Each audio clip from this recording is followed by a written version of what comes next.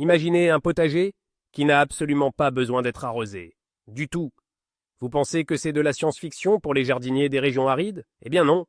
C'est une réalité à la portée de tous ceux qui sont prêts à découvrir les vrais champions de la survie dans le monde végétal.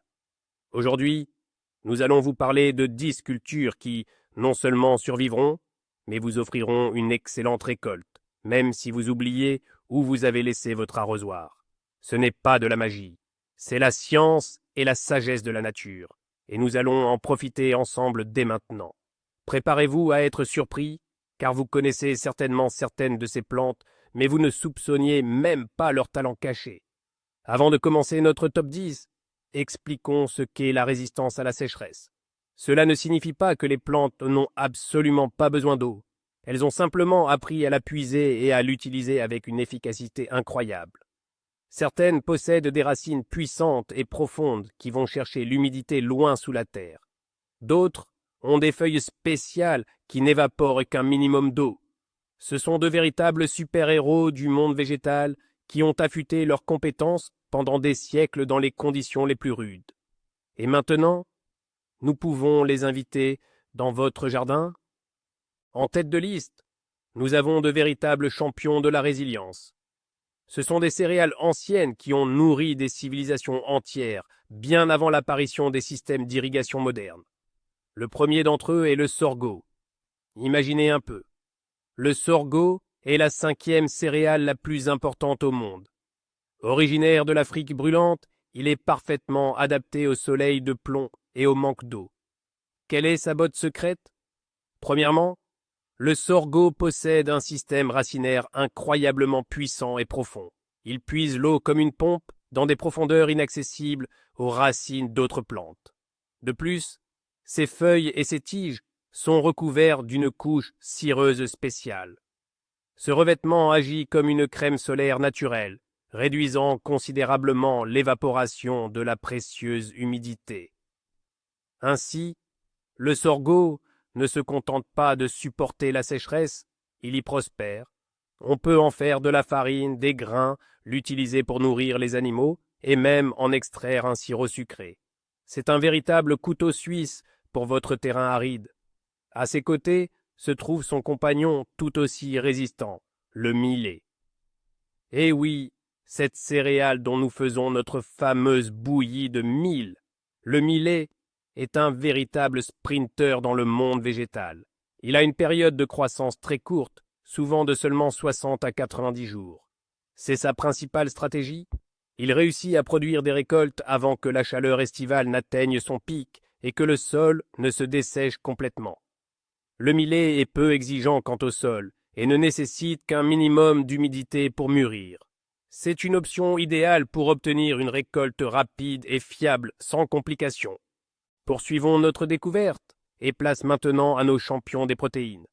Ce sont des plantes qui, en plus de vous nourrir, améliorent considérablement la qualité de votre sol. Le premier de cette équipe, c'est le pois chiche. Beaucoup le connaissent comme l'ingrédient phare du houmous, mais son véritable atout réside dans sa résilience.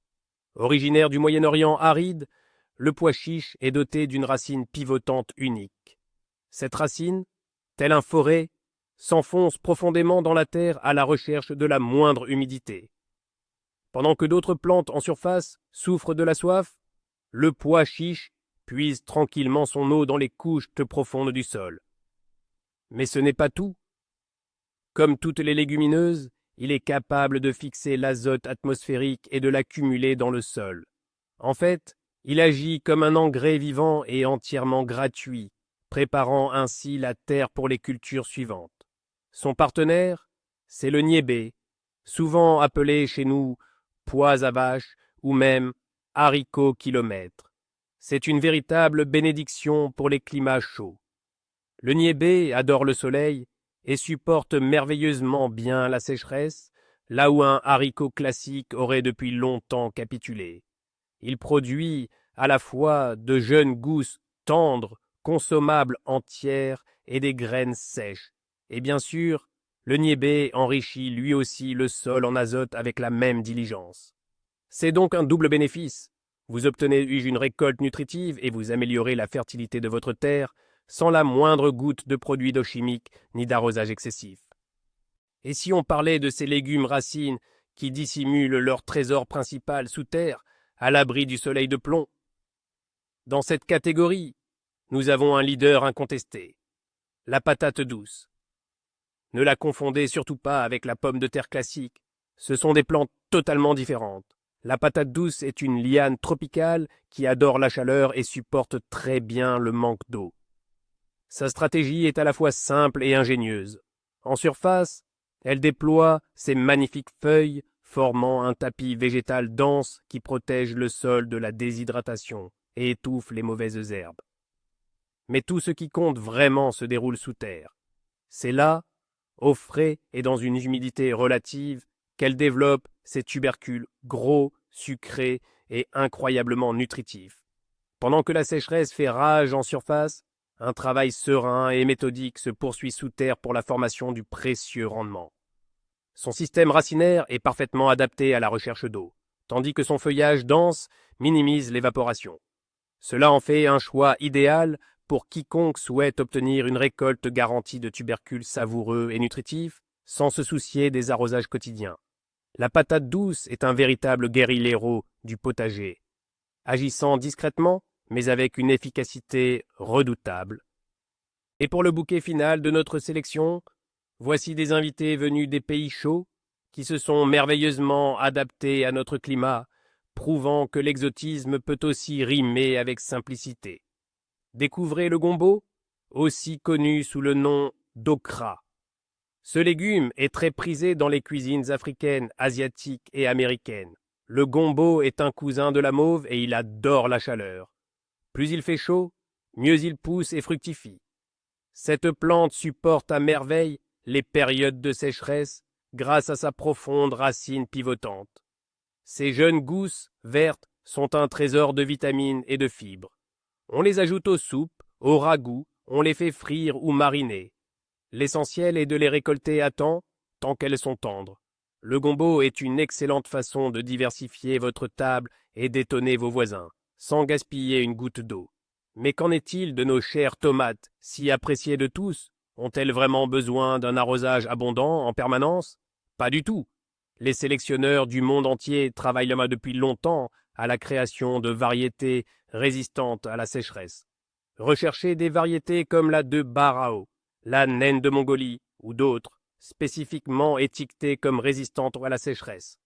Leur secret réside souvent dans un système racinaire très développé, capable de puiser l'humidité en profondeur. De plus, une bonne agrotechnique, comme une plantation profonde et le paillage, aidera même les variétés de tomates classiques à mieux supporter le manque d'eau. Ainsi, obtenir une récolte juteuse de tomates sans passer des heures chaque jour l'arrosoir à la main est une réalité tout à fait atteignable.